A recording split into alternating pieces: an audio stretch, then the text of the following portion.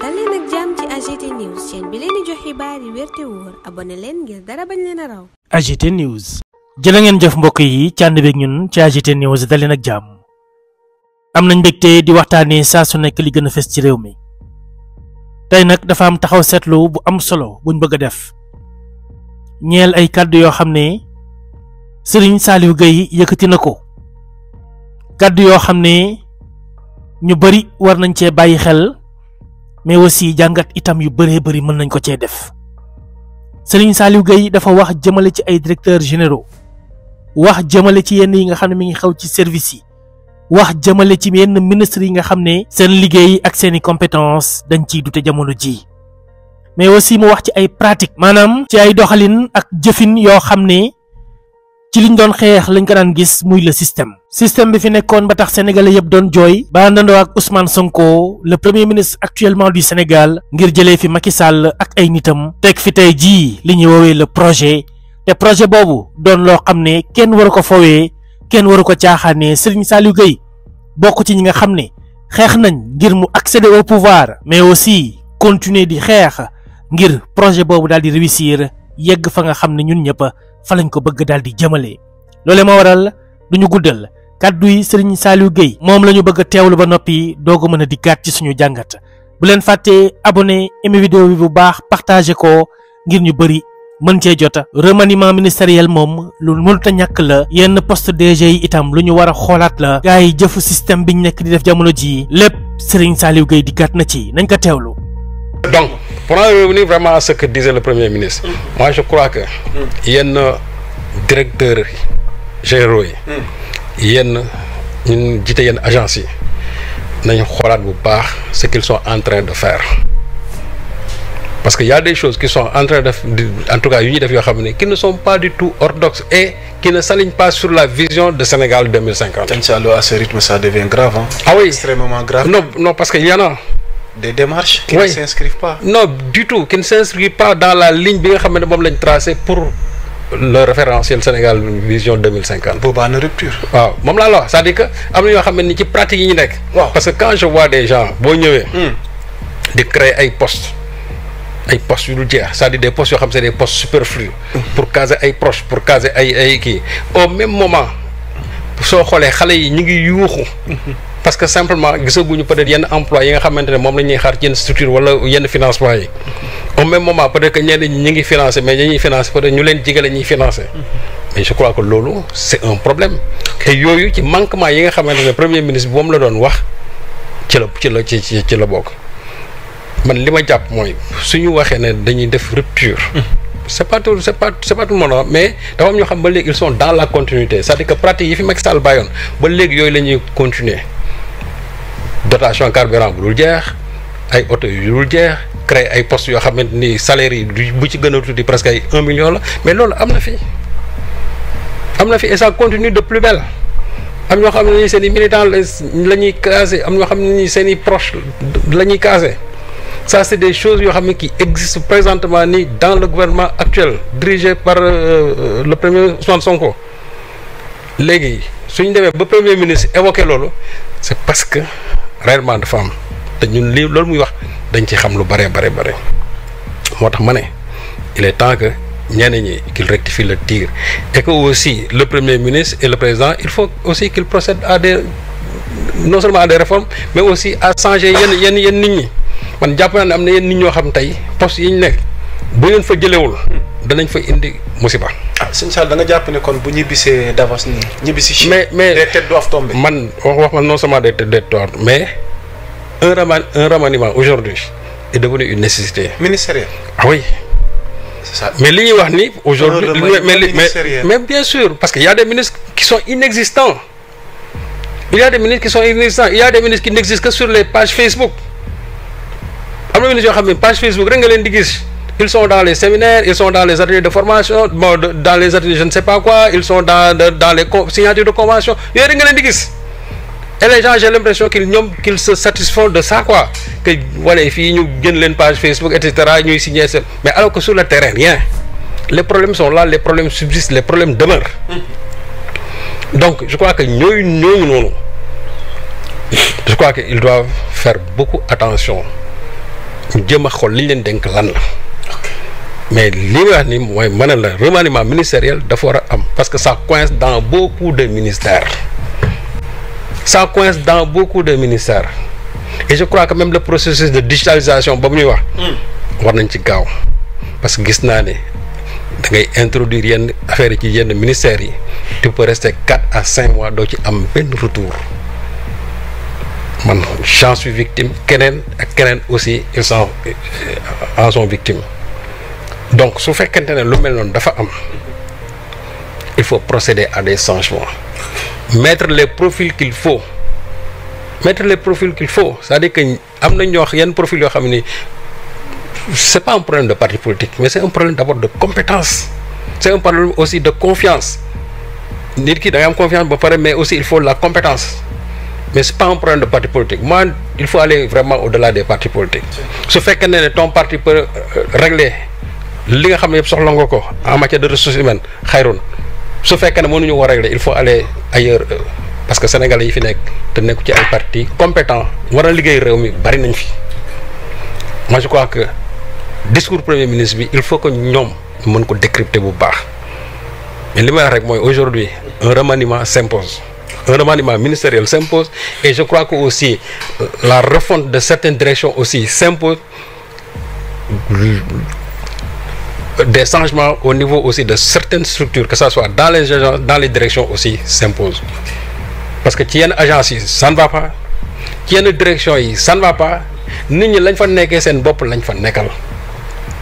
on ne voit pas des résultats sur le terrain mais ñoom dans leur confort personnel vous voyez des résultats pour leur confort personnel et li may wax ni ce ne sont pas des paroles en l'air Yaa Moussa. dinañ ci dikk. ce sont pas des paroles en l'air. dinañ ci dikk am na liñ fi junjoon jamono yële. waaw ce ne sont pas des paroles en l'air. ñii toog ci direction yi. di enrichir nañ ko bàyyi. te je crois que corps de contrôle yi bu ñu leen yóbboo ci yenn direction yi dinañ gis lu garaaw a garaaw.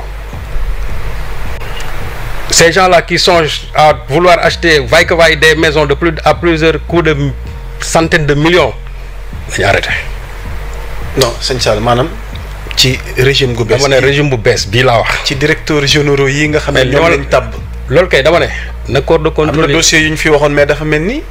am na yeneen yi nar a ñëw yoo xamante ni. bu corps de contrôle yi tàmbale seen liggéey nar nañu jàpp ay DG yoo xam ne tàmbale nañ. DG yi tabax seen i kër. à coût de centaines de millions nañu arrêté en un an mënuñu fi liggéey ay plus de 100 millions et quelques di ci jënd ay kër nañu arrêté. alors c'est ça aussi ça devient Sénégal moo tuuti boo xamee ni mënoo fay def lu nit dul xam. Sénégal tuuti koo xam ne ni mënoo fay def lu nit dul xam boo tëddoo sa biir nekk xëy jënd fi benn kër 200 millions boo xëyee nit ñi dinañ ko xam c'est ça aussi la réalité. mais mënuñu fi dàq benn affaire boo xamante ni yàggul dara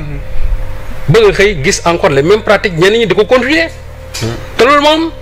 quand je parle de directeurs généraux yoo xam ne qui sont en train de construire des maisons à des centaines de millions mais loolu am na ci sur le terrain. parce que kii may laaj ay tur waaye dinañ ci dikk. loolu dossier la yoo xamante ni DG xam nañ seen bopp sëñ Sall mu bàyyi la nga yëgale. premier ministre keroog bi muy wax. waaw xam nga des fois dañu naan wax ju egg dafa ko moom. premier ministre bi muy wax. xam na bu baax li muy wax man. damay gën a xóotal ay waxam rek. li muy wax nii. damay gën a xóotal ay waxam. am na ci ñoo xam ne tey dañu nekk ci yenn direction yi amuñu compétence yi il faut les enlever.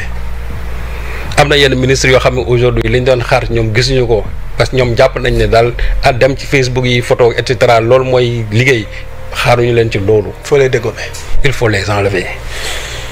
yóbbu fa ay nit ñu compétent ñu liggéey réew mi si on a élu. le président Bassirou Diomaye Faye mu jël Ousmane Sonko jox ko gouvernement bi c'est parce que dafa am lu ñuy xaar ci ñoom tey ku gis Ousmane Sonko li muy rayante yëpp la muy def Chine tournée bi doon def président Bassirou Diomaye Faye chaque jour gis ngeen ni muy liggéeyee. bu ñu leen toppee ñooñu. réew mi na liggéey mais nag réew ñaari nit mënuñu ko yore ñetti nit mënuñu ko yore c'est tout un ensemble c'est-à-dire il faut que le reste aussi suive. mais si la tête quand même ñoom bu ñu imprimer une direction et que le reste ne suit pas aussi ça pose problème je ne mets pas tout le monde dans le même sac mais daf ci am gis nga dans la chaîne bu amee benn moyen boo xam ne day yëngatu rek chaîne bi ci boppam dootul dem te loolu actuellement nii moom lañ fi commencé di gis moom lañ fi commencé gis te te nga sénégalais yi kenn moom leen. lu ñu gis dañu ko déplorer. boo demee dans les réseaux sociaux da ngay gis yenn xale yi ni ñuy ñaxtoo sur le comportement de certains directeurs généraux. Il faut que les gens fassent attention, il faut que les gens reviennent à la raison, il faut qu'on revienne à l'orthodoxie de la bonne gouvernance. Parce que loolu moo tax ñu teg leen fi mais mënuñu la fi teg barki dem rek nga ñëw li nga xamante ne moom nga fekkoon nga bëgg ko di ko continuer mënul nekk, c'est pas possible. Il faut rompre avec les pratiques de l'administration de Macky Sall. kon kay jot na PM kay jël ay matuwaayam. non loolu moom xam nga PM moom boo déggee moom ba mu waxee. bu mu waxee ba yenn profil yi au niveau de certains postes. kon xam na ne ñooñu fañ leen teg du seen place. ça veut dire que on va les changer. mi ngi noonu ñoo ko déggandoo kaddu yi nga xam ne moom Serigne Saliou Gueye yëkkati na ko jëmale ko ci DG yi ak ministres yi jëmale ko itam ci gouvernement bu Sénégal jëmale ko ci Ousmane Sonko le président de la République Bassirou Diomaye Diakhar Faye ndax nag ak lu mënti xew après ñoom ñaar ñooy ñuy rendre compte ndax tey jii. képp koo xam ne yaa ngi ci poste DG wala ci poste ministre ñoo la tànn ñoo la fa teg ñoo la wóolu jox la confiance kon ñoom ñooñu ñooy jël les premières responsabilités wala sax l'entièreté des responsabilités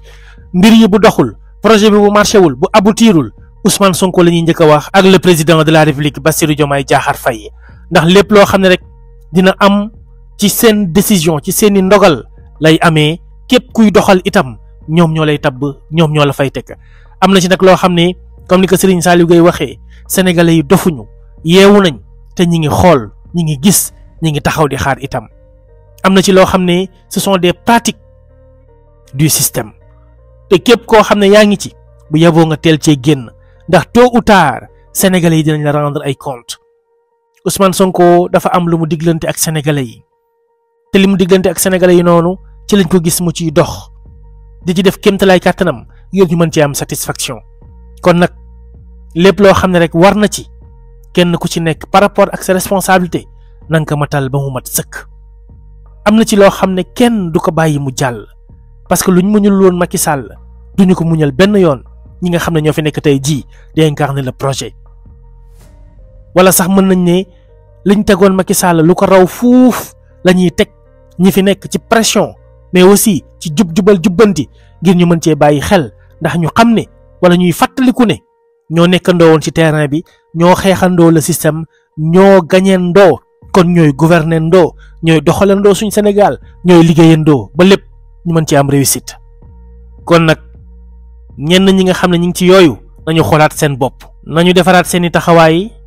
xoolaat seeni toogaay ndax sénégalais yi duñu bàyyi benn yoon yu ni mel muy jàll. ak lu mënti xew dëgg la ñuy jiital ci dëgg la ñuy àndee ci dëgg la ñuy defaree suñu Sénégal gii Serigne Saliou Gueye nag ci loolu la nekk amu ci xarit amu ci mbokk amu ci àndandoo Sénégal la ci am moom la ciy xool moom la ciy seet itam fi nga xam ne yépp dañu faa jaar ba agsi fii tey jii kon nag kenn ku ci nekk ci ñun war na cee bàyyi xel bu baax te xam ne sénégalais yi yeewu nañ yeewu goo xam ne kenn mënatu leen nax kenn mënatu leen jaaxal ci politique li nga xam ne nag moo ñeel doxalinu système bi ku ko fi def ñu rëkk sa ndigg te crédibilité moom dootoo ko amati ba mukk ci réew mi ndax bu boobaa dinañ la jël classé la fa ñu classé ña fa bokkoon ba tey jii mën nañ ne sax kenn ñi metul génn wax déggatuñ ci kenn gisatuñ leen sax fenn ndax sénégalais yi jéppi gi ñu leen jéppi ak mere gi nga xam ne def nañ ko ci ñoom par rapport ak fi ñu yóbbu suñu réew mi kon nag duñ ci bàyyi kenn muy def loo xam ne dëppoowul ak jubal jubbanti bi nga xam ne moom la ñu woote dañoo woote serrer la ceinture woote ne il faut que ñu muñ woote résilience woote ànd booloo def benn say autour du projet autour de l'essentiel pour suñu Sénégal gi ñu jubbanti ko kon nag mënuñ di jubbanti ba noppi di muñ ba noppi di serrer la ceinture ba noppi am ci ñeneen ñoo xam ne ñi ngi def comme lii Serigne Saliou Gueye nekk di junj les Sénégalais ne vont pas l'accepter et les Sénégalais ne vont pas laisser passer et ne vont pas laisser faire. Ousmane Sonko le premier ministre du Sénégal comme te am na yu mu ci junjoon ci conseil des ministres ba ñu weesu laata muy dem Chine na ci def jéego yi ci war moom ak le président de la république nañ ci def jéego yi ci war am ci résultat yiñ ci bëgg buñ ko defee dinañ am satisfaction wu sénégalais yi te dinañ renouveler confiance bi nga xam ne sénégalais yi dañ koo porter ci ñoom kon nag Serigne Saliou Gueye encore une fois sénégalais yëpp ñoo koy gërëm di ko encourager di ko naan fa mu teg tànkam foofu la bu journaliste Sénégal yu bari meloon ni moom réew mi dina gën a jëm kanam te ñi ñuy gouverner itam dinañ gën di bàyyi xel ci liggéey bi ñuy liggéey ak nañ koy doxalee. kon lii moo nekkoon jàngat bi gaa yi dañu leen di gërëm di leen jaajëfal ñu joxante di daje beneen yoon ci beneen jàngat. encore une fois merci à Serigne Saliou Gueye na gaa yi xoolaat mbir yi ku ci liggéeyul ñu dégager la ku ci nekkul ci jub-jubal ak jubbanti ñu rëkk sa ndigg te buñ am leen luñ ciy seet jërë ngeen jëf. AGT News.